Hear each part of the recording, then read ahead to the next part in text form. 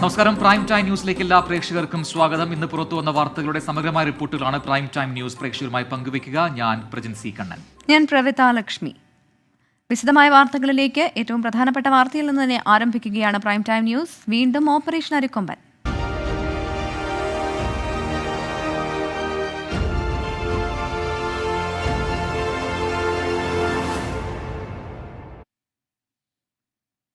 തമിഴ്നാട് കമ്പത്തെ വിറപ്പിച്ച് അരിക്കൊമ്പൻ. തമിഴ്നാട് വനംവകുപ്പും പോലീസും സർവ്വസന്നാഹവുമായി അരിക്കൊമ്പനെ പിന്തുടരുകയാണ്. കോയമ്പത്തൂരിൽ നിന്ന് കുങ്കിയാനകൾ കമ്പത്തേക്ക് യാത്ര തുടങ്ങിയിട്ടുണ്ട്. വിരട്ടിക്കാട് കയറ്റാൻ കഴിയുന്നില്ലെങ്കിൽ നാളെ മയക്കുവെടി വയ്ക്കും. മയക്കുവെടി വെച്ച് മേഘമല കടുവ സങ്കേതത്തിലെ വെള്ളിമലയിൽ തുറന്നുവിടാനാണ് ആലോചന. തമിഴ്നാട് വനം മന്ത്രി നാളെ കമ്പത്തെത്തും. രാഹുൽ വിജയൻ ചേരുന്നുണ്ട് കൂടുതൽ വിശദാംശങ്ങളുമായി. രാഹുൽ, അരിക്കൊമ്പൻ നിലവിൽ എവിടെയാണ് എന്നുള്ള കാര്യത്തിൽ സ്ഥിരീകരണം നടത്തുന്നുണ്ടോ വനം വകുപ്പ്? ഒപ്പം തന്നെ നാളെ മയക്കുവെടി വയ്ക്കാനുള്ള ആലോചന ഇപ്പോഴേത് തരത്തിലാണ്?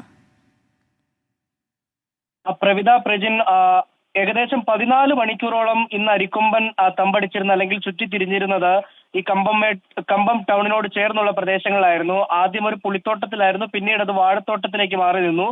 അതിനുശേഷം ഇപ്പോൾ ഒരല്പസമയം മുമ്പ് അത് ഈ കമ്പം ബൈപ്പാസ് കടന്ന് അത് എതിർ ദിശയിലേക്ക് കടന്നിട്ടുണ്ട് എന്നുള്ളതാണ് ഏറ്റവും പ്രധാനപ്പെട്ട കാര്യം. അത് കമ്പംമെട്ട് വനമേഖലയിലേക്കുള്ള ദിശയാണ്. അങ്ങോട്ടേക്ക് കടന്നു പോകാൻ ഉള്ള ഒരു സാധ്യത ഇപ്പോൾ എന്തായാലും കാണുന്നുണ്ട്. എന്തായാലും അരിക്കൊമ്പൻ അവിടെ തന്നെ തുടരുകയാണെങ്കിൽ നിലവിൽ ഇപ്പോൾ ഈ വൈകുന്നേരം ഉണ്ടായിരുന്ന സ്ഥലത്ത് ഏകദേശം 4 കിലോമീറ്റർ അകലെയാണ് അരിക്കൊമ്പൻ ഉള്ളത്. എന്തായാലും അത് കാട് കയറിയിട്ടില്ല ഇതുവരെ. അത് കാട് കയറുകയാണെങ്കിൽ ഈ മിഷൻ അരിക്കൊമ്പൻ അത് ഉണ്ടാവില്ല. അത് അവിടെ തന്നെ തുടരുകയാണ് എങ്കിൽ ഒരുപക്ഷെ നാളെ രാവിലെ തന്നെ ഈ അരിക്കൊമ്പനെ മയക്കുവെടി വെക്കാനുള്ള ഒരു ദൗത്യത്തിലേക്ക് പോയിരിക്കും. അല്ലെങ്കിൽ കുങ്കിയാനകളെ ഉപയോഗിച്ച് ഇതിനെ വനത്തിലേക്ക് തുരത്താനുള്ള ഒരു ശ്രമം നടത്തുകയും ചെയ്യും. ഈ മയക്കുവെടി വെക്കുകയാണെങ്കിൽ അതിനുവേണ്ട എല്ലാ സജ്ജീകരണങ്ങളും തയ്യാറെടുപ്പുകളും ഇതിനോടകം തന്നെ പൂർത്തിയാക്കിയിട്ടുണ്ട്. കുങ്കിയാനകൾ പൊള്ളാച്ചിയിൽ നിന്ന് ടോപ്പ് സ്റ്റേഷനിൽ നിന്ന് വൈകിട്ട് 6 മണിയോടുകൂടി തന്നെ പുറപ്പെടുകയും ചെയ്തിട്ടുണ്ട്. ഇത് പുലർച്ചെ 2 മണിയോടുകൂടി ഈ കമ്പത്തെത്തും എന്നുള്ളതാണ് നമുക്ക് മനസ്സിലാക്കാൻ കഴിയുന്നത്.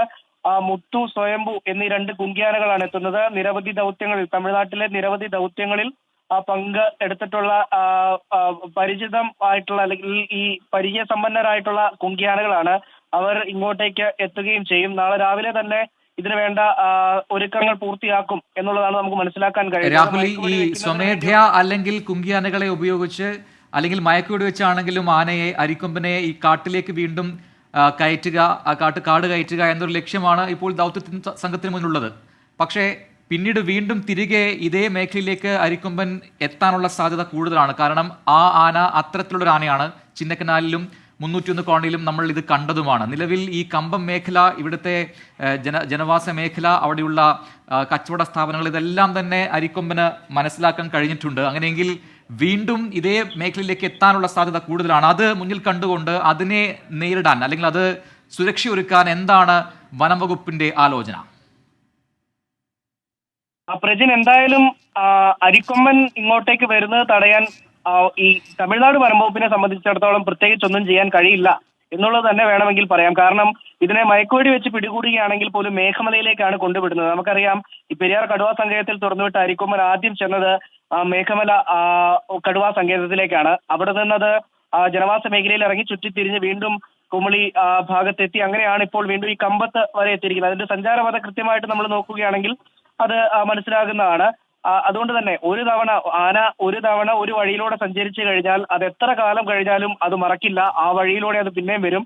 എന്തായാലും ഇവിടെ നിന്ന് മയക്കുവെടി വെച്ച് പിടികൂടി മേഘമലയിലേക്ക് കൊണ്ടുപോയാലും അല്ലെങ്കിൽ ഇതിനെ കുങ്കിയാനകളെ ഉപയോഗിച്ച് തുരത്തി കമ്പംമേട്ട് വനമേഖലയിലേക്ക് കയറ്റി വിട്ടാലോ തിരിച്ചു വരാനുള്ള സാധ്യത രണ്ടിലും ഒരേപോലെയാണ്. എന്തായാലും അത്തരമൊരു കാര്യത്തിൽ ഉറപ്പ് വനംവകുപ്പ് എന്തായാലും പറയുന്നില്ല. ഇവിടെ ഇപ്പോൾ ഏറ്റവും പ്രധാനപ്പെട്ട കാര്യമെന്ന് പറയുന്നത് ഇവിടുത്തെ ജനങ്ങളുടെ സുരക്ഷ ഉറപ്പാക്കുക എന്നുള്ളത് മാത്രമാണ്. അതിന് എത്രയും പെട്ടെന്ന് എന്ത് ചെയ്യാൻ കഴിയും എന്നുള്ളത് മാത്രമാണ് ഇപ്പോൾ തമിഴ്നാട് വനംവകുപ്പ് നോക്കുന്നത്. അതിനുവേണ്ട നിർദ്ദേശങ്ങളാണ് തമിഴ്നാട് സംസ്ഥാന സർക്കാരും കൊടുത്തിരിക്കുന്നത്. മുഖ്യമന്ത്രി സ്റ്റാലിൻ ഉൾപ്പെടെ നേരിട്ട് ഈ വിഷയത്തിൽ ഇടപെടുകയും ചെയ്തിട്ടുണ്ട്. അതിന്റെ ഒരു വേഗതയിലാണ് ഇപ്പോൾ എന്തായാലും മയക്കുവെടി വെക്കാൻ ഉൾപ്പെടെയുള്ള ഉത്തരവ് വന്നിരിക്കുന്നത്.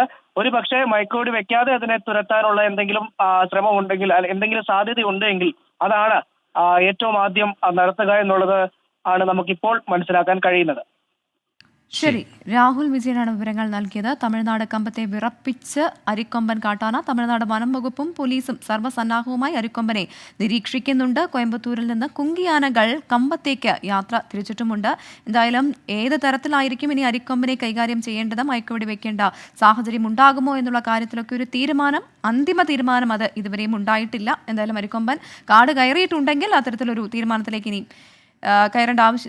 തീരുമാനത്തിലേക്ക് പോകേണ്ട ആവശ്യമുണ്ടാകില്ല എന്നാണ് രാഹുൽ വിജയൻ നൽകുന്ന വിവരം. പ്രൈം ടൈം ന്യൂസിലേക്ക് വീണ്ടും. ഇന്ന് പുലർച്ചെയുടെ കമ്പം ടൗണിലിറങ്ങിയ അരിക്കൊമ്പൻ വാഹനങ്ങൾ തകർത്ത് പരക്കം പാഞ്ഞു. മണിക്കൂറുകളായി കൃഷിയിടത്തിൽ നിലയുറപ്പിച്ച ആന ഒടുവിലത്തെ വിവരമനുസരിച്ച് കമ്പം ബൈപ്പാസിന് സമീപമാണ് ഉള്ളത്. മയക്കുവെടി വെച്ച് പിടികൂടി കാട്ടിൽ വിട്ട് 28ാം ദിവസമാണ് അരിക്കൊമ്പൻ തമിഴ്നാട്ടിലെ കമ്പം ടൗണിൽ ഇറങ്ങിയത്. 7 മണിയോടെ ഗൂഡല്ലൂർ റോഡിൽ നടരാജ കല്യാണ മണ്ഡപത്തിന് സമീപത്താണ് ആദ്യം കണ്ടത്. നാട്ടുകാർ ബഹളം വെച്ചതോടെ കൊമ്പൻ കമ്പം ടൗണിലേക്ക് പാഞ്ഞു. ജനങ്ങളെ മുൾമുനയിൽ നിർത്തി പിന്നെ അരിക്കൊമ്പന്റെ വിളയാട്ടം.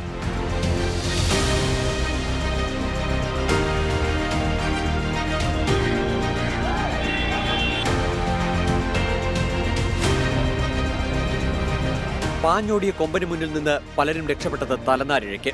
ഭയന്നോടിയ ഒരാൾക്ക് പരുക്കേറ്റു. പലരും വീടുകൾക്ക് മുകളിൽ അഭയം തേടി.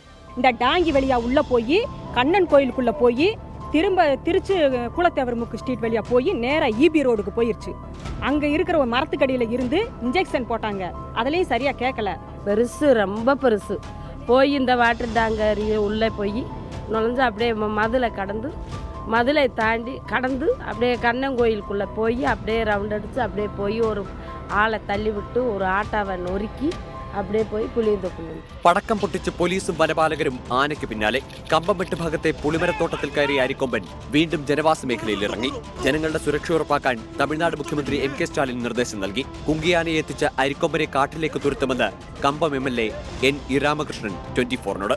மக்களுக்கு எந்த உயிர் சேதமும் விவசாயிகளுக்கு பொருட்சேதமும் இல்லாத வகையில அந்த யானையை பத்திரமா நீங்க அது வெளியேற்றணும் அப்படிங்கிற மாதிரி ഉത്തരവിട്ടിരിക്കാங்க. ഡ്രോൺ പറത്തിയതും അരിക്കൊമ്പൻ വിരണ്ടോടാൻ കാരണമായി. യൂട്യൂബറായ ചിന്നമന്നൂർ സ്വദേശിയെ പോലീസ് പിടികൂടി. അരിക്കൊമ്പൻ ഇറങ്ങിയ മേഖലയിൽ നിരോധനാജ്ഞ പ്രഖ്യാപിച്ചിരിക്കുകയാണ്. 24 കമ്പം. ചിന്നക്കനാലിൽ നിന്ന് പിടികൂടിയ അരിക്കൊമ്പനെ പെരിയാർ കടുവാ സങ്കേതത്തിൽ തുറന്നുവിട്ട് 1 മാസം തികയുമ്പോൾ അതിനാടകീയമാണ് സംഭവങ്ങൾ. പിടികൂടിയ സ്ഥലത്തേക്ക് തിരികെ എത്തില്ല എന്ന വനംവകുപ്പിന്റെ കണക്കുകൂട്ടലുകൾ തെറ്റിക്കുന്ന തരത്തിലാണ് അരിക്കൊമ്പന്റെ ഇപ്പോഴത്തെ സഞ്ചാരപാത. ഇപ്പോഴുള്ള കമ്പത്ത് നിന്ന് കമ്പംമെട്ട് വനമേഖലയിൽ എത്തിയാൽ ചിന്നക്കനാലിലേക്കുള്ള യാത്ര അരിക്കൊമ്പന് കൂടുതൽ എളുപ്പമാകും. ചിന്നക്കനാലിൽ നിന്ന് പിടികൂടിയ അരിക്കൊമ്പനെ 150 കിലോമീറ്റർ അകലെ പെരിയാർ കടുവാ സങ്കേതത്തിൽ ഉൾവനത്തിലാണ് തുറന്നുവിട്ടത്. ആവശ്യത്തിന് തീറ്റയും വെള്ളവുമുള്ള പ്രദേശത്ത് അരിക്കൊമ്പൻ ഇണങ്ങുമെന്ന് വനംവകുപ്പ് കരുതി. ആദ്യ 2 ദിവസങ്ങളിൽ മേധഗാനം ഭാഗത്ത് ചുറ്റിക്കറങ്ങിയ കൊമ്പൻ 3-ാം ദിവസം തമിഴ്നാട് വനമേഖലയിലേക്ക് കടന്നു. മേഘമല കടുവാ സങ്കേതത്തിലേക്ക് കടന്ന ആന ഒരാഴ്ചയ്ക്കുള്ളിൽ തമിഴ്നാട്ടിലെ ജനവാസ മേഖലയിലെത്തി. പിന്നീട് ആഴ്ചകളോളം അവിടെ തുടർന്നു. 4 ദിവസം മുമ്പാണ് അരിക്കൊമ്പൻ വീണ്ടും അതിർത്തി കടന്ന് പെരിയാർ കടുവാ സങ്കേതത്തിനുള്ളിലെ മേധഗാനം ഭാഗത്തെത്തുന്നത്. പിന്നീടുള്ള സഞ്ചാരപഥമാണ് കൊമ്പന്റെ യാത്ര ചിന്നക്കനാലിലേക്കാണോ എന്ന് സംശയമുണ്ടാക്കുന്നത്. ആദ്യത്തെ ദിവസം ആകാശദൂരപ്രകാരം കുമളി ടൗണിന് 6 കിലോമീറ്റർ അകലെ വരെ എത്തി. തുടർന്ന് മേധഗാനത്തേക്ക് മടക്കം. പിറ്റേ ദിവസം പുലർച്ചെ കുമളിക്കടുത്ത് റോസാപ്പൂക്കണ്ടത്ത് ജനവാസ മേഖലയിലെത്തി. വനപാലകർ തുരത്തിയ കൊമ്പൻ പിന്നീട് തമിഴ്നാട് വനമേഖലയിലേക്ക്. അവിടെ നിന്ന് ലോവർ ക്യാമ്പിലെത്തി കൊട്ടാരക്കര ഡിണ്ടിഗൽ ദേശീയപാത മുറിച്ചു കടന്നു. ചിന്നക്കനാലിലേക്ക് സഞ്ചരിക്കാൻ ഏറ്റവും അനുയോജ്യമായ വനത്തിലേക്കാണ് കൊമ്പൻ കടന്നത്. അതിനിടയിലാണ് കമ്പം ടൗണിലേക്ക് അരിക്കൊമ്പന്റെ ഇറക്കം. ഇവിടെ നിന്ന് ആനയെ കമ്പംമെട്ട് വനമേഖലയിലേക്കാണ് തുരത്തുന്നതെങ്കിൽ ചിന്നക്കനാൽ എന്നത് അരിക്കൊമ്പന് അത്ര വിദൂര സ്വപ്നമാവില്ല. രാമക്കൽമേട് മലനിരകളിലൂടെ സഞ്ചരിച്ച് മതികെട്ടാൻ ചോലയിലെത്താൻ കഴിയും. അവിടെ നിന്ന് ബോഡിമെട്ട് വഴി വീണ്ടും ചിന്നക്കനാലിലേക്കും. 24 ഇടുക്കി. അരിക്കൊമ്പനെ പിടികൂടി പുനരധിവാസ കേന്ദ്രത്തിലേക്ക് മാറ്റാനായിരുന്നു വനം വകുപ്പ് തീരുമാനമെന്ന് മന്ത്രി AK ശശീന്ദ്രൻ. ചിലരുടെ അതിരു കവിഞ്ഞ ആനപ്രേമം കാരണമാണ് തീരുമാനം മാറ്റേണ്ടി വന്നതെന്നും വനം മന്ത്രി പറഞ്ഞു. കേരളത്തിലെ വനം വകുപ്പിന്റെ തീരുമാനം എന്തായിരുന്നു? അതെ, ആ തീരുമാനം തെറ്റോ ശരിയോ അപ്പോഴല്ലേ നമ്മൾ പരാജയപ്പെടും. പക്ഷെ പിന്നെ വന്നത് കോടതി ഇടപെടലുകളിലൂടെ ഉണ്ടായിട്ടുള്ള നടപടിക്രമങ്ങളാണ്. അരിക്കൊമ്പൻ തമിഴ്നാടിൻ്റെ നിയന്ത്രണത്തിലാണുള്ളത്. അപ്പോൾ ഇനി നമ്മൾ ശ്രദ്ധിക്കേണ്ടത് തമിഴ്നാട് എന്ത് നടപടിയാണ് സ്വീകരിക്കാൻ പോകുന്നതെന്നാണ്. അവിടെ തന്നെ ഉൾക്കാട്ടിലേക്ക് ഈ അരിക്കൊമ്പനെ കയറ്റാൻ കഴിയുമെന്ന ശ്രമമാണ് അവിടുത്തെ വനംവകുപ്പിലെ ഉദ്യോഗസ്ഥന്മാർ ചെയ്തുകൊണ്ടിരിക്കുന്നത്. ആ നടപടികളെല്ലാം കേരള വനംവകുപ്പുമായി പരസ്പരം ഉദ്യോഗസ്ഥ തലത്തിൽ ആശയവിനിമയം നടത്തിക്കൊണ്ടാണ് ചെയ്യുന്നത്. അപ്പോൾ നല്ലൊരു കോർഡിനേഷൻ അവിടെയുണ്ട്. പിന്നെ വരുന്നതാണ് അത് ഇനി ചിന്നക്കനാൽ പോലുള്ള നമ്മുടെ കേരള അതിർത്തിയിലേക്ക് കയറുമോ ഇല്ലയോ എന്നുള്ളത്. അപ്പോൾ അതിന് സ്ഥിതിഗതികൾ പരിശോധിച്ച് റിപ്പോർട്ട് സബ്മിറ്റ് ചെയ്യാൻ വേണ്ടി കേരളത്തിൻ്റെ വനംവകുപ്പ് മേധാവിയോട് ആവശ്യപ്പെട്ടിട്ടുണ്ട്. അരിക്കൊമ്പൻ ഓപ്പറേഷനിൽ വിദഗ്ധ സമിതി നിർദ്ദേശം തെറ്റാണെന്ന് തെളിഞ്ഞെന്ന് ജോസ് കെ മാണി MP പറഞ്ഞു. മനുഷ്യന്റെ ചോര വീഴ്ത്തി വന്യമൃഗങ്ങളെ സംരക്ഷിക്കരുത്. വനംവകുപ്പിന്റെ പരിമിതി വെച്ച് ജനങ്ങളെ സംരക്ഷിക്കാൻ കഴിയില്ലെന്നും വനമേഖലയിൽ പോലീസിന്റെ ഇടപെടൽ വേണമെന്നും ജോസ് കെ മാണി MP അഭിപ്രായപ്പെട്ടു. വാസ്തവത്തിൽ ഇതൊരു വരുത്തിവെച്ച ദുരന്തം എന്ന് തന്നെ നമുക്ക് പറയേണ്ടി വരും. ഇവിടെ ഒരു കാര്യമുള്ളത്, ഇവിടെ വെറും കാഴ്ചക്കാരായി കേന്ദ്ര സർക്കാർ ഇരിക്കാൻ പാടില്ല. അത് നിയമഭേദഗതി നടത്തേണ്ടതുണ്ട്. വലിയൊരു ദുരന്തമാണ് കേരള സംസ്ഥാനത്ത് നടന്നുകൊണ്ടിരിക്കുന്നത്. കേരള സംസ്ഥാനത്തിൻ്റെ വിഷയം മാത്രമല്ല, അന്യ സംസ്ഥാനങ്ങളുടെ വിഷയമായി, ദേശീയ തലത്തിലുള്ള വിഷയമായി. അതുകൊണ്ട് ഇത് കേന്ദ്ര സർക്കാർ കാഴ്ചക്കാരായി നിൽക്കാതെ ഉടനടി നടപടികളും നിയമഭേദഗതി നടത്തി നമുക്ക് മുന്നോട്ട് പോകേണ്ടതുണ്ട്. തൃശൂരിൽ കാട്ടുപന്നിയുടെ ആക്രമണത്തിൽ ഗൃഹനാഥൻ മരിച്ചു. വരവൂർ തളിയൽ സ്വദേശി രാജീവാണ് മരിച്ചത്. പറമ്പിൽ നാളികേരം പെറുക്കുന്നതിനിടെ ഇന്ന് വൈകുന്നേരം 4 മണിയോടെയാണ് സംഭവം. തൃശൂരിലെ സ്വകാര്യ ആശുപത്രിയിൽ എത്തിച്ചുവെങ്കിലും ജീവൻ രക്ഷിക്കാനായില്ല. സൂരജ് സജി നൽകും കൂടുതൽ വിശദാംശങ്ങൾ തൃശ്ശൂരിൽ നിന്നും. സൂരജ്, ദാരുണമാണ് ഈ സംഭവം. ഈ മേഖല കാട്ടുപന്നി ആക്രമണമുള്ള മേഖലയാണോ? എന്താണ് അവിടുത്തെ നാട്ടുകാർ ഇപ്പോൾ പറയുന്നത്? അവരുടെ പ്രതികരണം എന്താണ്? പ്രജിൻ പ്രവിത, ഇത് കാട്ടുപന്നിയുടെ ഒരു ആക്രമണമുള്ള ഒരു മേഖല തന്നെയാണ്. ഭയങ്കര കാട്ടുപന്നി ശല്യം വളരെ രൂക്ഷമായ ഒരു പ്രദേശമാണെന്നാണ് നാട്ടുകാരുമായി നമ്മൾ സംസാരിക്കുമ്പോൾ അവർ വ്യക്തമാക്കുന്നത്. ഇന്ന് വൈകുന്നേരം 4 മണിയോടെയായിരുന്നു ഇത്തരത്തിലൊരു ദാരുണ സംഭവം നടക്കുന്നത്. ഈ പറഞ്ഞ 61-കാരൻ രാജീവ് പറമ്പിൽ തേങ്ങ പിറക്കുന്നതിനായി പോയതാണ്. തേങ്ങ കൂട്ടിയിട്ടിരിക്കുകയായിരുന്നു. അദ്ദേഹം കുനിഞ്ഞ് തേങ്ങ എടുക്കുന്നതിനിടയിൽ മുൻപിൽ നിന്ന് വന്ന് പന്നി ഇദ്ദേഹത്തെ കുത്തുകയായിരുന്നു. നെഞ്ചിൽ ആണ് ആദ്യം കുത്തേറ്റത്. തുടർന്ന് ഇദ്ദേഹം താഴെ വീഴുന്നു. പിന്നാലെ വീണ്ടും പന്നി അദ്ദേഹത്തെ കുത്തുന്ന സ്ഥിതിയുണ്ട്. അങ്ങനെ 2 തവണ ഇദ്ദേഹത്തിന് കുത്തേറ്റു. തുടർന്ന് പന്നി കാട്ടിലേക്ക് ഓടി മറയുന്ന സ്ഥിതിയാണ് ഉണ്ടായിരുന്നത്. ഇദ്ദേഹത്തിന്റെ കരച്ചിൽ കേട്ട് പ്രദേശത്തെത്തിയ നാട്ടുകാരാണ് ഇദ്ദേഹത്തെ ഹോസ്പിറ്റലിലേക്ക് എത്തിച്ചത്. തൃശൂർ ജൂബിലി മിഷൻ ഹോസ്പിറ്റലിലേക്ക് കൊണ്ടുപോകുന്നതിനിടെ തുടർന്ന് ഇദ്ദേഹം മരണപ്പെടുകയായിരുന്നു. എന്തായാലും മൃതദേഹം നിലവിൽ ഈ ജൂബിലി മിഷൻ ആശുപത്രിയിലാണ് സൂക്ഷിച്ചിട്ടുള്ളത്.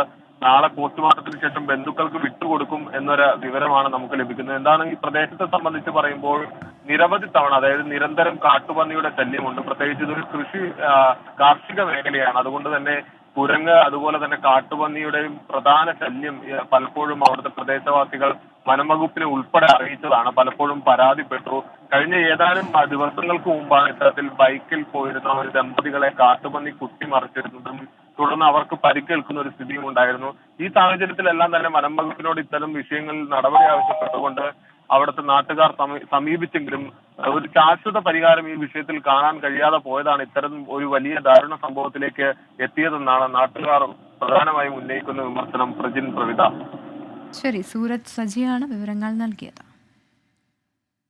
പുതിയ പാർലമെന്റ് മന്ദിരം നാളെ രാജ്യത്തിന് സമർപ്പിക്കും. പ്രധാനമന്ത്രി നരേന്ദ്രമോദി ഉച്ചയ്ക്ക് 12 മണിക്ക് ഉദ്ഘാടനം നിർവഹിക്കും. സ്വാതന്ത്ര്യത്തിന്റെ 75 വർഷങ്ങൾക്ക് ഇപ്പുറം സ്ഥാപിതമായ പാർലമെന്റ് രാജ്യത്തിന് സമർപ്പിക്കാനുള്ള നടപടികൾ പൂർത്തിയായെന്ന് ലോക്സഭാ സെക്രട്ടേറിയറ്റ് അറിയിച്ചു.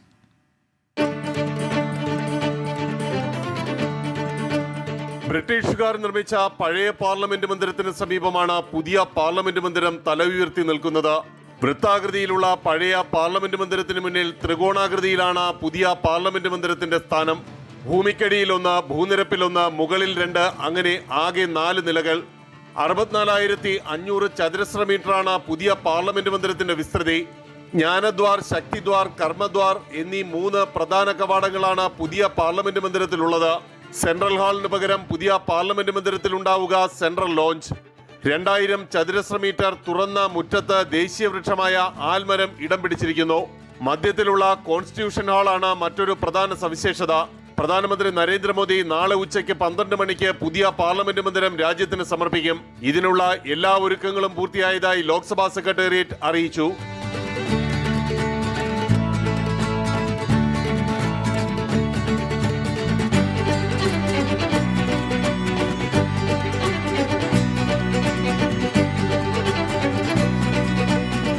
ഭാവിയിൽ MP-മാരുടെ എണ്ണം വർദ്ധിപ്പിച്ചാലും സ്ഥലപരിമിതി ഉണ്ടാകാത്ത വിധത്തിലാണ് പുതിയ പാർലമെന്റ് മന്ദിരത്തിന്റെ സംവിധാനം.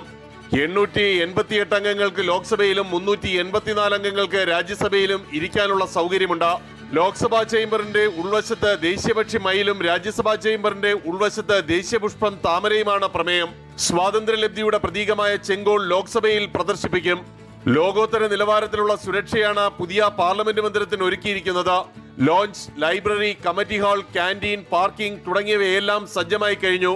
പുതിയ പാർലമെന്റ് മന്ദിരത്തിന്റെ ഏറ്റവും മുകളിൽ കൂറ്റൻ അശോക സ്തംഭം സ്ഥാപിച്ചിട്ടുണ്ട്. പുതിയ പാർലമെന്റ് മന്ദിരം ഉദ്ഘാടനം ചെയ്യുന്ന സാഹചര്യത്തിൽ പഴയ പാർലമെന്റ് മന്ദിരം പൈതൃക പ്രൗഢിയുള്ള മ്യൂസിയമാക്കി മാറ്റും. ആർ രാധാകൃഷ്ണൻ, 24, ഡൽഹി. പുതിയ പാർലമെന്റ് മന്ദിരത്തിന്റെ ഉദ്ഘാടനത്തിന് മുന്നോടിയായി സ്വർണ്ണ ചെങ്കോൽ പ്രധാനമന്ത്രിക്ക് കൈമാറി. പ്രധാനമന്ത്രിയുടെ വസതിയിലായിരുന്നു ചടങ്ങ്. തമിഴ്നാട്ടിലെ പൂജാരിമാരുടെ സംഘമാണ് ചെങ്കോൽ കൈമാറിയത്.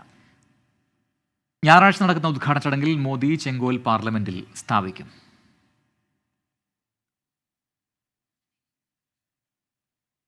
ബ്രിജ്ഭൂഷണെതിരായ ലൈംഗിക പരാതി ഗൗരവതരമെന്ന് ഡൽഹി പോലീസ്. കേസ് അന്വേഷണത്തിന്റെ തലസ്ഥിതി റിപ്പോർട്ട് കോടതിയിൽ സമർപ്പിച്ചു. അതേസമയം ഗുസ്തി താരങ്ങൾക്ക് പിന്തുണയുമായി ഡൽഹിയിലേക്ക് പുറപ്പെട്ട വനിതകളെ ഡൽഹിക്ക് പുറത്ത് തടഞ്ഞു. നാളത്തെ വനിതാ മഹാപഞ്ചായത്തിൽ നിന്നും പിന്മാറില്ലെന്ന് ഗുസ്തി താരങ്ങൾ വ്യക്തമാക്കി.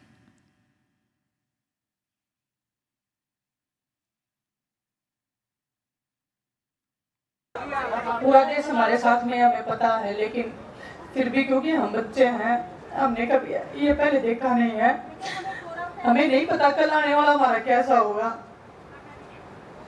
अच्छा होगा, बुरा होगा, जिंदा होंगे, मरे होंगे, हमें कुछ भी नहीं पता है, क्योंकि रेसलिंग की है और 1 महीने से सिर्फ न्याय के लिए बैठे हैं, सच्चाई की लड़ाई लड़ रहे हैं हम सब,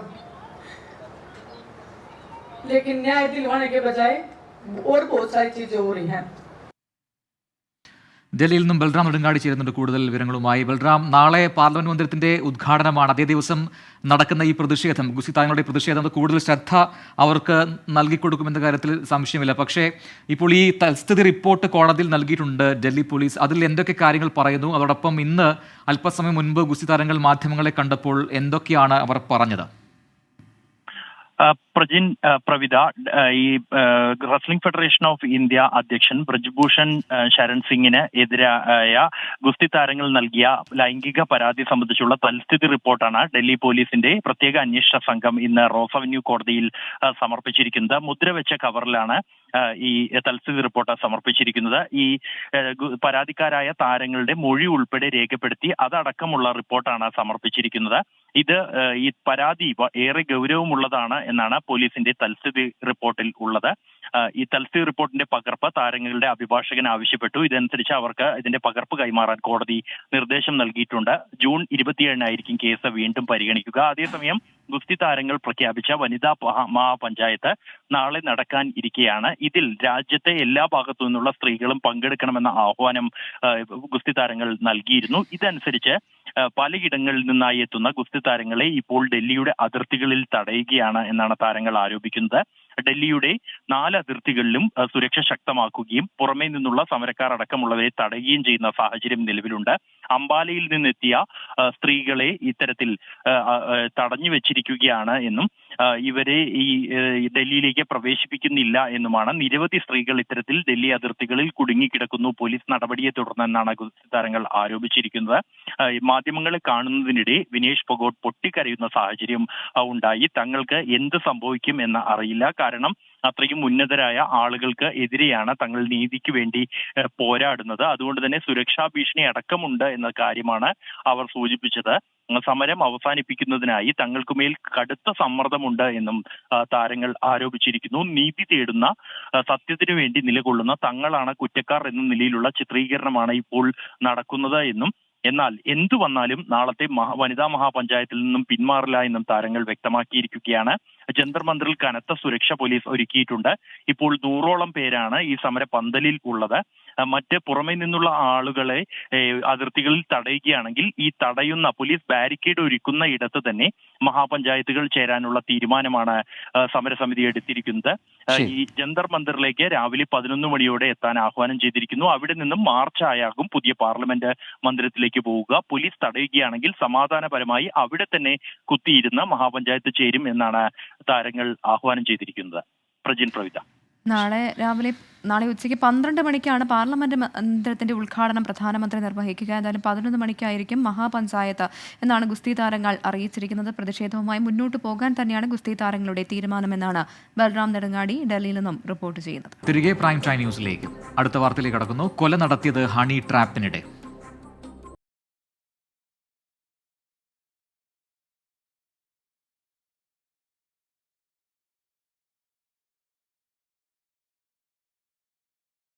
കോട്ടെ ഹോട്ടൽ ഉടമ സിദ്ദിഖിനെ കൊലപ്പെടുത്താനും മൃതദേഹം മുറിക്കാനും പ്രതികൾ ഉപയോഗിച്ച ആയുധങ്ങൾ പോലീസ് കണ്ടെത്തി. മലപ്പുറം പെരിന്തൽമണ്ണ ചീരട്ടമലയിൽ പ്രതികളായ ഷിബിലി, ഫർഹാന എന്നിവരെ നേരിട്ടെത്തിച്ചാണ് തെളിവെടുപ്പ് നടത്തിയത്. ചുറ്റിക, മൃതദേഹം മുറിക്കാൻ ഉപയോഗിച്ച ഇലക്ട്രിക് കട്ടർ, സിദ്ദിഖിന്റെ ATM, ആധാർ കാർഡുകൾ എന്നിവ പോലീസിന് ലഭിച്ചു. ഹണി ട്രാപ്പിൽ കുടുക്കി പണം തട്ടാനുള്ള ശ്രമമാണ് കൊലപാതകത്തിൽ കലാശിച്ചതെന്ന് പോലീസ് സ്ഥിരീകരിച്ചു. ഹോട്ടൽ വ്യവസായി സിദ്ദിഖിനെ കൊലപ്പെടുത്തിയ ശേഷം ആയുധങ്ങൾ പ്രതികൾ ഉപേക്ഷിച്ചത് ചീരട്ടമലയിലായിരുന്നു. പ്രതികളായ ഷിബിലി, ഫർഹാന എന്നിവരുമായി ചീരട്ടമലയിലെ തെളിവെടുപ്പ് 2 മണിക്കൂറിലധികം നീണ്ടു. കൊല്ലപ്പെട്ട സിദ്ദിഖിന്റെ വസ്ത്രങ്ങൾ, ചോര തുടക്കാൻ ഉപയോഗിച്ച ഹോട്ടലിലെ തലയണ കവർ, സിദ്ദിഖിന്റെ ATM കാർഡുകൾ, ആധാർ കാർഡ്, മൃതദേഹം മുറിക്കാൻ ഉപയോഗിച്ച കട്ടർ എന്നിവ പോലീസ് ഇവിടെ നിന്നും കണ്ടെടുത്തു. അതേസമയം കൊലപാതകം ഹണി ട്രാപ്പ് തന്നെയാണെന്ന് വ്യക്തമായി. ഇതില് ഷിബിലി ഇദ്ദേഹത്തിൻ്റെ ജോലിക്കാരനായിരുന്നു. അപ്പോൾ ഇവർ ഹണി ട്രാപ്പ് ഇൻസിഡൻറ്റുമായിട്ട് ഇവർ പ്ലാൻ ചെയ്യുന്നുണ്ട്. ഇത് 3 അക്യൂസ്ഡിനും അറിയാം ഇതിങ്ങനെ ഒരു ഇൻസിഡൻ്റ് ആണെന്നുള്ളത്. അപ്പോൾ അതുമായി ബന്ധപ്പെട്ടാണ് ഈ ഡീകാസ എന്ന് പറയുന്ന സ്ഥലത്ത് റൂം എടുത്തിരുന്നത്. ഫർഹാനയുടെ പിതാവും സിദ്ദിഖും തമ്മിൽ പരിചയമുണ്ടായിരുന്നു. ഫർഹാന പറഞ്ഞിട്ടാണ് ഷിബിലിക്ക് ഹോട്ടലിൽ ജോലി നൽകിയത്. ഫർഹാനയെ നേരത്തെ അദ്ദേഹത്തിന് അറിയാം. കാരണം ഈ ഫർഹാനയുടെ ഫാദറും ഇദ്ദേഹവും തമ്മിൽ പരിചയമുള്ളതാണ്. അങ്ങനെ ഫർഹാന ഫോണിൽ ആവശ്യപ്പെട്ട പ്രകാരമാണ് ഷിബിലിക്ക് അവിടെ ജോലി കൊടുക്കുന്നത്. അപ്പോൾ ഇവർ 3 പേരും കൂടെ പ്ലാൻ ചെയ്തിട്ട് ഇങ്ങനെ കാര്യങ്ങൾ ചെയ്തതാണ്. അപ്പോൾ ഹണി ട്രാപ്പായിട്ട് അവിടെ അദ്ദേഹം വന്ന് വിട്ടുപോകുന്നതാണ്. SP-യുടെ നേതൃത്വത്തിൽ പ്രതികളെ ഇന്ന് ചോദ്യം ചെയ്തു. കോഴിക്കോട്, പാലക്കാട് ജില്ലകളിൽ അടുത്ത ദിവസങ്ങളിൽ തെളിവെടുപ്പുണ്ടാകും. കേസിൽ കൂടുതൽ പേർക്ക് പങ്കുണ്ടോ എന്നും പോലീസ് പരിശോധിക്കുന്നുണ്ട്. ഇന്ന് മജിസ്ട്രേറ്റിന് മുന്നിൽ ഹാജരാക്കുന്ന പ്രതികളിൽ ഷിബിലി, ഫർഹാന എന്നിവർക്കായി പോലീസ് കസ്റ്റഡി അപേക്ഷ നൽകും. അരുംകൊലയുടെ വിവരങ്ങൾ ഓരോന്നായി പുറത്തു വരുമ്പോൾ വിശ്വസിക്കാനാവുന്നില്ല പൊതുജനങ്ങൾക്ക്. ചീരട്ടമലയിലെ ഈ വ്യൂ പോയിന്റിലെത്തി കൊലപാതക സമയത്തെ വസ്ത്രങ്ങൾ വലിച്ചെറിഞ്ഞത് ഫർഹാനയാണ്. അതിവേഗം തെളിവെടുപ്പ് പൂർത്തിയാക്കി കൂടുതൽ തെളിവുകൾ ശേഖരിക്കാനാണ് അന്വേഷണ സംഘത്തിന്റെ നീക്കം. മലപ്പുറത്തു നിന്നും മുനീഫ് തിരൂരിനൊപ്പം സമീർ ബിൻ കരീം, 24. കോഴിക്കോട് നഗരത്തിൽ നിന്ന് തട്ടിക്കൊണ്ടുപോയ യുവാവിനെ കണ്ടെത്തി. കൊണ്ടോട്ടി സ്വദേശിയായ ടൈൽസ് വ്യാപാരിയെ വയനാട്ടിൽ നിന്നാണ് കണ്ടെത്തിയത്. ഇയാളെ നടക്കാവ് പോലീസ് സ്റ്റേഷനിൽ എത്തിച്ചു. ഇന്നലെ രാത്രിയിലാണ് ഇന്ത്യൻ കോഫി ഹൌസിന് സമീപത്തെ ടൂറിസ്റ്റ് ഹോമിൽ നിന്ന് കയ്യും കാലും കൂട്ടിക്കെട്ടി യുവാവിനെ തട്ടിക്കൊണ്ടുപോയത്. യുവാവിനെ തട്ടിക്കൊണ്ടുപോയ സംഘത്തിലെ 7 പേർ പിടിയിലായി. അഭിജിത്ത് മുഴക്കുന്ന് ചേരുന്നുണ്ട് കോഴിക്കോട് നിന്ന് കൂടുതൽ വിവരങ്ങളുമായി. അഭിജിത്ത്, ഈ തട്ടിക്കൊണ്ടുപോകലുമായി ബന്ധപ്പെട്ടുകൊണ്ട് അതിന്റെ ചിത്രം കൂടുതൽ വ്യക്തമായിട്ടുണ്ട്. ഇത് ആരാണ്? ഈ തട്ടിക്കൊണ്ടുപോയ 7 പേർ ആരൊക്കെയാണ്?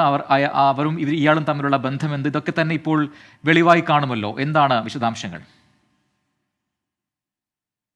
പ്രജിൻ, ഇന്ന് പുലർച്ചെ 12:30 കോഴിക്കോട് നഗരത്തിൽ നിന്ന് ഈ ഒരു യുവാവിനെ തട്ടിക്കൊണ്ടുപോകുന്നത്.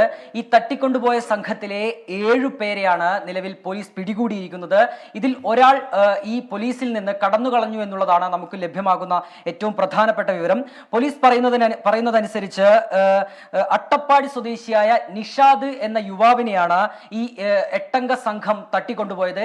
ഇതിലേക്ക് നയിച്ച ഏറ്റവും പ്രധാനപ്പെട്ട കാരണം ഈ സംഘത്തിൽ നിന്ന് ഈ നിഷാദ് എന്ന യുവാവ് ഒരു കാർ പണയത്തിനെടുത്തിരുന്നു. ഇതുമായി ബന്ധപ്പെട്ട് ഒരു 7 ലക്ഷം രൂപ ഈ സംഘത്തിന് ഈ നിഷാദ് നൽകാനുണ്ടായിരുന്നു. ഇത് തിരികെ നൽകുന്നതുമായി ബന്ധപ്പെട്ട തർക്കമാണ് ഈ യുവാവിനെ തട്ടിക്കൊണ്ടുപോകുന്നതിലേക്ക് നയിച്ചത്. ഇന്ന് പുലർച്ചെ 12:30 ഈ സംഭവം നടക്കുന്നത്. ഇത് കണ്ട ദൃക്സാക്ഷിയാണ് ഇന്ന് രാവിലെയോടുകൂടി നടക്കാവ് പോലീസ് സ്റ്റേഷനിൽ വിവരം അറിയിക്കുന്നത്. പിന്നീട് ഇതുമായി ബന്ധപ്പെട്ട കൂടുതൽ അന്വേഷണം പോലീസിന്റെ ഭാഗത്തു നിന്നുണ്ടാകുന്നു. ഇന്ന് വൈകുന്നേരത്തോടുകൂടി ഈ യുവാവിന്റെ ഭാര്യ നടക്കാവ് പോലീസ് സ്റ്റേഷനിൽ ഇത്തരത്തിൽ ഒരാളെ കാണാതായി എന്ന് പറയുന്ന പരാതിയുമായി എത്തുന്നു. ഇതിനു പിന്നാലെയാണ് പോലീസ് ഈ ഒരു അന്വേഷണം വ്യാപിപ്പിക്കുന്നത്. ഈ പ്രതികളെ പിടികൂടിയത് വയനാട് അടിവാരം കണ്ണപ്പൻകുണ്ട് എന്ന സ്ഥലത്തിൽ നിന്നാണ്. ഈ 7 പേരെയും പിടികൂടിയത് അവിടെയുള്ള ഒരു മലയിൽ വെച്ചാണ് ഈ പ്രതികളെ പോലീസ് പിടികൂടുന്നത്. ഈ തട്ടിക്കൊണ്ടുപോകാൻ ഉപയോഗിച്ച KL 57Y 1634 നമ്പർ രജിസ്ട്രേഷനിലുള്ള കാറും 6 നിലവിൽ പോലീസ് കസ്റ്റഡിയിൽ എടുത്തിട്ടുണ്ട്. എന്തായാലും ഈ മറ്റൊരു പ്രധാനപ്പെട്ട ഒരു കാര്യമുള്ളത്, ഇവരെല്ലാവരും സുഹൃത്തുക്കളാണ്. ഇതുമായി ബന്ധപ്പെട്ട് പിടിയിലായ 7 പേരും ഈ തട്ടിക്കൊണ്ടുപോകപ്പെട്ട നിഷാദ് എന്ന ആളും സുഹൃത്തുക്കളാണ് എന്നൊരു വിവരം കൂടി പോലീസ് നമ്മളോട് ഈ ഒരു ഘട്ടത്തിൽ പറയുന്നുണ്ട്. ശരി, അഭിജിത്ത് മുഴക്കുന്നാണ് വിവരങ്ങൾ നൽകിക്കൊണ്ടിരുന്നത്. കോഴിക്കോട് നഗരത്തിൽ നിന്നും തട്ടിക്കൊണ്ടുപോയ യുവാവിനെ കണ്ടെത്തിയെന്നുള്ള വിവരമാണ് ഇപ്പോൾ പുറത്തുവരുന്നത്. അടുത്ത വാർത്തയിലേക്ക്. വായ്പാ പരിധി വെട്ടിക്കുറിച്ച കേന്ദ്ര നടപടിയിൽ വിമർശനം കടുപ്പിച്ച് സംസ്ഥാന സർക്കാർ. കേന്ദ്ര സർക്കാരിന്റേത് കേരളത്തോടുള്ള പ്രതികാര മനോഭാവമെന്ന് മന്ത്രി PM മുഹമ്മദ് റിയാസ് കുറ്റപ്പെടുത്തി. സംസ്ഥാന വിഹിതം വെട്ടിക്കുറയ്ക്കുന്നതിനോട് യോജിപ്പില്ല എന്നായിരുന്നു K മുരളീധരൻ MPയുടെ പ്രതികരണം. സംസ്ഥാനത്തിന്റെ വായ്പാ പരിധി കേന്ദ്രം പകുതിയായി വെട്ടിക്കുറച്ചതിലൂടെ കേരളത്തിലെ സാമ്പത്തിക പ്രതിസന്ധി രൂക്ഷമാകുമെന്നാണ് വിലയിരുത്തൽ. വികസന പ്രവർത്തനങ്ങൾക്കൊപ്പം ക്ഷേമ പെൻഷൻ വിതരണത്തെ വരെ മോശമായി ബാധിക്കും. വിഷയത്തിൽ കേന്ദ്ര സർക്കാരിനെതിരെ പ്രതിഷേധം ശക്തമാക്കാനാണ് സംസ്ഥാന സർക്കാരിന്റെ നീക്കം. രൂക്ഷമായ വിമർശനമാണ് മന്ത്രിമാർ ഉൾപ്പെടെ വിഷയത്തിൽ ഉയർത്തുന്നത്. ഇതൊരു പ്രതികാര മനോഭാവത്തോടുള്ള സമീപനമാണ്. ഈ പ്രതികാര മനോഭാവം കേരളത്തിലെ ജനങ്ങളോടാണ്. കേരളത്തിലെ ജനങ്ങളുടെ കഴുത്ത് ഞെരിച്ച് കൊലപ്പെടുത്താനുള്ള ശ്രമമാണ് ഇതിലൂടെ കേന്ദ്ര സർക്കാർ നടത്തിയിട്ടുള്ളത്. വായ്പാ പരിധി വെട്ടിക്കുറച്ച കേന്ദ്ര നടപടി അംഗീകരിക്കാനാവില്ലെന്ന് K മുരളീധരൻ MPയും പ്രതികരിച്ചു. ഇവിടെ നടക്കുന്ന വികസനമല്ല, ധൂർത്താണ്. ധൂർത്തിനോട് ഞങ്ങൾക്ക് യോജിപ്പില്ല. എന്നാൽ കേന്ദ്രം അത് സംസ്ഥാന വിഹിതങ്ങൾ വെട്ടിക്കുറയ്ക്കുന്ന രീതിയോട് കോൺഗ്രസിന്റെ ദേശീയ നേതൃത്വം തന്നെ എതിർപ്പ് പ്രകടിപ്പിച്ചിട്ടുണ്ട്. ഈ വർഷം 32,440 കോടിയുടെ കടമെടുപ്പ് പരിധി നിശ്ചയിച്ചെങ്കിലും 15,390 കോടി രൂപ മാത്രമാണ് വായ്പയെടുക്കാൻ കേന്ദ്രം അനുവദിച്ചിട്ടുള്ളത്. ചെലവുകൾ വർദ്ധിക്കുകയും വരവ് കുറവുണ്ടാവുകയും ചെയ്യുന്നത് സംസ്ഥാനത്തെ നിലവിലെ സാമ്പത്തിക പ്രതിസന്ധിയുടെ ആക്കം കൂട്ടുമെന്നുറപ്പ്. വിവിധ ബ്യൂറോകൾക്കൊപ്പം 24 കാസർഗോഡ്. വാർത്തകളിലേക്ക് തിരികെ. പാലക്കാട് പാലക്കയം കൈക്കൂലി കേസിൽ പ്രതി സുരേഷ് കുമാറിനെ എത്തിച്ച് വിജിലൻസ് തെളിവെടുപ്പ് നടത്തി. തെളിവെടുപ്പിനിടെ പാലക്കയം വില്ലേജ് ഓഫീസിലെ പല ഫയലുകളും കാണാതിരുന്നത് ദുരൂഹത വർദ്ധിപ്പിച്ചു. പ്രതി സുരേഷ് കുമാറിനെതിരെ നേരത്തെ പരാതി ലഭിച്ചിട്ടില്ലെന്നും ഇക്കാര്യം പരിശോധിക്കുമെന്നും റവന്യൂ മന്ത്രി K രാജൻ പറഞ്ഞു. ഇന്നലെയാണ് വിജിലൻസ് അന്വേഷണ സംഘത്തിന് പ്രതിയെ കസ്റ്റഡിയിൽ ലഭിച്ചത്. ഇന്ന് ഉച്ചയോടെ പാലക്കയം വില്ലേജ് ഓഫീസിൽ പ്രതിയുമായി വിജിലൻസ് തെളിവെടുപ്പിനെത്തി. സ്വന്തം ഓഫീസിൽ തലകുനിച്ചിരുന്നാണ് സുരേഷ് കുമാർ ഉദ്യോഗസ്ഥരുടെ ചോദ്യങ്ങൾക്ക് മറുപടി പറഞ്ഞത്. 2020 മുതലുള്ള ഫയലുകൾ അന്വേഷണ സംഘം ഓരോന്നായി പരിശോധിച്ചു. നവഗ്രഹം പദ്ധതിയുൾപ്പെടെ ഓഫീസിലെ പല ഫയലുകളും കാണാതിരുന്നത് വിജിലൻസ് ഗൗരവമായാണ് കാണുന്നത്. വില്ലേജ് ഓഫീസിലെ തെളിവെടുപ്പ് 3 മണിക്കൂറോളം നീണ്ടുനിന്നു. സുരേഷ് കുമാറിനെതിരെ നേരത്തെ പരാതി ലഭിച്ചിട്ടുണ്ടോ എന്ന് പരിശോധിക്കുമെന്ന് റവന്യൂ മന്ത്രി K രാജൻ പറഞ്ഞു. മറ്റാർക്കെങ്കിലും പങ്കുണ്ടോ, നേരത്തെ പരാതി ഉണ്ടായി, അന്വേഷിക്കാൻ ഏതെങ്കിലും വിധത്തിലുള്ള ജാഗ്രത കുറവുണ്ടായിട്ടുണ്ടോ, ഇക്കാര്യങ്ങളെല്ലാം ഉൾപ്പെടെ ഞങ്ങൾ പരിശോധിക്കും. എന്തായാലും ഞെട്ടലോടുകൂടിയാണ് ഈ വാർത്ത കാണുന്നത്. ഒരു കാരണവശാലും റവന്യൂ വകുപ്പിൻ്റെയോ സർക്കാരിൻ്റെയോ ഇംഗിതങ്ങൾക്കോ നിലപാടുകൾക്കോ അനുസൃതമായൊരു പെരുമാറ്റമല്ല അവിടെ നിന്നുണ്ടായത്. അതിൻ്റെ സമസ്ത വശവും പരിശോധിക്കുന്നുണ്ട്. പക്ഷെ അതുകൊണ്ട് മാത്രം തീരുന്നില്ല. ഇന്നലെ ചോദ്യം ചെയ്യലിൽ കൈക്കൂലി വാങ്ങുന്നതിന് ഓഫീസിലെ മറ്റാരുടെയും സഹായം തനിക്ക് ലഭിച്ചിട്ടില്ലെന്നാണ് സുരേഷ് കുമാർ വിജിലൻസിനോട് പറഞ്ഞത്. ഇക്കാര്യം വിജിലൻസ് പൂർണ്ണമായി വിശ്വാസത്തിലെടുത്തിട്ടില്ല. തിങ്കളാഴ്ച വീണ്ടും സുരേഷ് കുമാറിനെ മണ്ണാർക്കാട് തെളിവെടുപ്പിനെത്തിക്കും. 24 Palakkad. Lulu group chairman MA Yusuff അലിക്കെതിരായ ആരോപണങ്ങളിൽ തിരുവനന്തപുരത്തെ ഓൺലൈൻ ചാനൽ ഉടമ ഷാജൻ സ്കറിയയ്ക്ക് തിരിച്ചടി. യൂസഫ് അലിക്കെതിരായ വാർത്തകൾ 24 മണിക്കൂറിനകം നീക്കം ചെയ്യണമെന്ന് ഡൽഹി ഹൈക്കോടതി ഷാജൻ സ്കറിയയോട് ആവശ്യപ്പെട്ടു. വാർത്ത നീക്കിയില്ലെങ്കിൽ ചാനൽ സസ്പെൻഡ് ചെയ്യാൻ ഗൂഗിളിനും യൂട്യൂബിനും കോടതി നിർദ്ദേശം നൽകി. Lulu group chairman MA Yusuff Ali നൽകിയ അപകീർത്തി കേസിലാണ് ഷാജൻ സ്കറിയയ്ക്കും ഇയാളുടെ ഓൺലൈൻ മാധ്യമത്തിനുമെതിരെ ഡൽഹി ഹൈക്കോടതിയിൽ നിന്നും രൂക്ഷ വിമർശനം ഉണ്ടായത്. ഭരണഘടന പൗരന് ഉറപ്പു നൽകുന്ന അഭിപ്രായ സ്വാതന്ത്ര്യം ഷാജൻ സ്കറിയ ദുരുപയോഗം ചെയ്യുന്നതായി കോടതി വിമർശിച്ചു. അഭിപ്രായ സ്വാതന്ത്ര്യം മൗലിക അവകാശമാണ്. എന്നാൽ അത് മറ്റൊരു വ്യക്തിയെ അപമാനിക്കുന്നതിനോ വ്യക്തിഹത്യ നടത്തുവാനോ അവരുടെ സ്വാതന്ത്ര്യത്തെ അവഹേളിക്കുന്നതിനോ ഉള്ള അവകാശമല്ലെന്ന് ഡൽഹി ഹൈക്കോടതി വ്യക്തമാക്കി. രാജ്യത്തിന്റെ ഉന്നത ഭരണഘടനാ സ്ഥാനങ്ങളിൽ ഇരിക്കുന്ന വ്യക്തികളെയടക്കം ഷാജൻ സ്കറിയ തെറ്റായ ആരോപണങ്ങൾ വാർത്തയിലൂടെ പ്രക്ഷേപണം ചെയ്ത് അവഹേളിക്കുന്നതായും കോടതി നിരീക്ഷിച്ചു. യൂസഫ് അലിക്കെതിരായ ലേഖനങ്ങളും വീഡിയോകളും 24 മണിക്കൂറിനകം നീക്കം ചെയ്യണമെന്ന് കോടതി ഉത്തരവിട്ടു. ഇത് പാലിച്ചില്ലെങ്കിൽ ഓൺലൈൻ ചാനൽ സസ്പെൻഡ് ചെയ്യാനും ഉള്ളടക്കം നീക്കം ചെയ്യാനും യൂട്യൂബിനും ഗൂഗിളിനും കോടതി നിർദ്ദേശം നൽകി. വിവിധ കോടതികൾ വിലക്കിയിട്ടും യൂസഫ് അലിക്കും ലുലു ഗ്രൂപ്പിനുമെതിരായ വ്യാജ വാർത്തകൾ ഷാജൻ സ്കറിയ പ്രസിദ്ധീകരിക്കുന്നുവെന്ന് യൂസഫ് അലിക്ക് വേണ്ടി ഹാജരായ മുതിർന്ന അഭിഭാഷകൻ മുൻ അറ്റോർണി ജനറൽ മുകുൾ റോത്തഗി കോടതിയെ അറിയിച്ചു. കേസ് വീണ്ടും പരിഗണിക്കുന്നതുവരെ ലുലു ഗ്രൂപ്പിനെതിരായ ഉള്ളടക്കങ്ങൾ പ്രസിദ്ധീകരിക്കുകയോ സംപ്രേഷണം ചെയ്യുകയോ ചെയ്യരുതെന്നും കോടതി കർശന നിർദ്ദേശം നൽകി. 30 ദിവസത്തിനകം യൂസഫ് അലിയുടെ ഹർജിയിൽ ഷാജൻ സ്കറിയ മറുപടി നൽകണം. വരുന്ന ഓഗസ്റ്റ് 22-ന് കേസ് വീണ്ടും പരിഗണിക്കും. 24 ഡൽഹി. സംസ്ഥാനത്ത് ആരോഗ്യമേഖലയിൽ വലിയ മുന്നേറ്റമെന്ന് മുഖ്യമന്ത്രി പിണറായി വിജയൻ. കോവിഡിന് കേരളം നേരിട്ടത് മാതൃകാപരമായി. എറണാകുളം ലിസി ഹാർട്ട് ഇൻസ്റ്റിറ്റ്യൂട്ട് 20 വർഷം പൂർത്തീകരിച്ചതിന്റെയും 1 ലക്ഷത്തിലധികം ശസ്ത്രക്രിയകൾ പിന്നിട്ടതിന്റെയും ആഘോഷം മുഖ്യമന്ത്രി ഉദ്ഘാടനം ചെയ്തു. കേരളത്തിലെ ആദ്യ ഹൃദയം തുറന്നുള്ള ശസ്ത്രക്രിയ നടത്തി തുടങ്ങിയതാണ് ലിസി ആശുപത്രിയുടെ പ്രയാണം. ഹൃദയ ശസ്ത്രക്രിയാ രംഗത്ത് 20 വർഷം പൂർത്തിയാക്കിയതിന്റെയും 1 ലക്ഷത്തിലധികം പ്രൊസീജറുകൾ നടത്തിയതിന്റെയും ആഘോഷം കൊച്ചിയിൽ നടന്നു. മുഖ്യമന്ത്രി പിണറായി വിജയൻ പരിപാടികൾ ഉദ്ഘാടനം ചെയ്തു. കേരളത്തിന്റെ ആരോഗ്യ സംവിധാനങ്ങളെ മറികടക്കാൻ കോവിഡിനായില്ല. ഹൃദയരോഗബാധിതരുടെ എണ്ണം സംസ്ഥാനത്ത് കുത്തനെ ഉയരുകയാണെന്നും ഇത് നിയന്ത്രിക്കാൻ ശ്രമങ്ങൾ അനിവാര്യമാണെന്നും മുഖ്യമന്ത്രി പറഞ്ഞു. നേരത്തെ ഹൃദ്രോഗത്തിന് അടിപ്പെട്ടവരിൽ ഒരു 30 വർഷം മുൻപാണെങ്കിൽ 2% താഴെയായിരുന്നു. ഇപ്പോൾ 20%-ലധികം പേർ ഏതെങ്കിലും തരത്തിലുള്ള ഹൃദ്രോഗബാധകളാണ്. ലിസി ഹാർട്ട് ഇൻസ്റ്റിറ്റ്യൂട്ട് 20 വർഷം പൂർത്തീകരിച്ചതിന്റെ സന്തോഷസൂചകമായി 2 കോടി രൂപയുടെ ലിസി സ്നേഹാദരം പദ്ധതിയും പ്രഖ്യാപിച്ചു. ലിസി ഹാർട്ട് ഇൻസ്റ്റിറ്റ്യൂട്ടിൽ 20 വർഷം പൂർത്തിയാക്കിയവരെയും ആദരിച്ചു. ലിസി ആശുപത്രി chairman archbishop Mar Andrews Thazhath അധ്യക്ഷനായി. കേന്ദ്രമന്ത്രി വി മുരളീധരൻ, മന്ത്രി പി രാജീവ് തുടങ്ങിയവർ പരിപാടിയിൽ പങ്കെടുത്തു. 24 കൊച്ചി. ഓൾ ഇന്ത്യ മലയാളി അസോസിയേഷന്റെ ഈ വർഷത്തെ അക്ഷരമുദ്ര പുരസ്കാരം കവിയും ഗാനരചയിതാവും മുൻ ചീഫ് സെക്രട്ടറിയുമായ കെ ജയകുമാറിന്. മലയാള സാഹിത്യത്തിന് നൽകിയ സമഗ്ര സംഭാവനകൾ പരിഗണിച്ചാണ് കെ ജയകുമാറിനെ പുരസ്കാരത്തിനായി തെരഞ്ഞെടുത്തത്.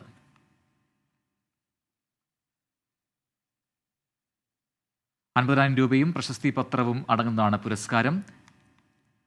ജൂലൈ 2-ന് ഡൽഹിയിൽ നടക്കുന്ന എയ്മ ദേശീയ സമ്മേളനത്തിൽ ഉപരിതല ഗതാഗത മന്ത്രി നിതിൻ ഗഡ്കരി പുരസ്കാരം സമ്മാനിക്കും. കൈകോർത്ത് 24 connect. KLM Maxima Finvest 24 connect സമർപ്പിക്കുന്നത് KLM Maxima ഗോൾഡ് ലോൺ. പുരോഗതിയുടെ ആനന്ദം എല്ലാവർക്കും. Powered by Allen Scott shirts and trousers.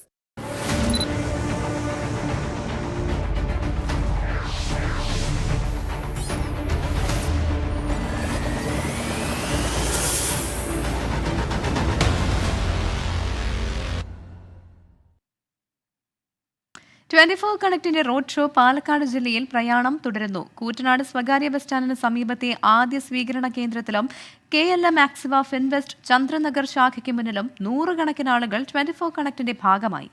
Mridanga വിദ്വാനും Guinness ജേതാവുമായ Kuzhalmandam രാമകൃഷ്ണനെ 24 connect ആദരിച്ചു. ആലത്തൂരിൽ നടന്ന നെല്ലും പതിരും ജനകീയ സംവാദത്തിൽ നെൽകർഷകർ നേരിടുന്ന വിവിധ പ്രശ്നങ്ങളും ചർച്ചയായി. 24 അസിസ്റ്റന്റ് ന്യൂസ് എഡിറ്റർ TK റിജിത്താണ് സംവാദം നയിച്ചത്.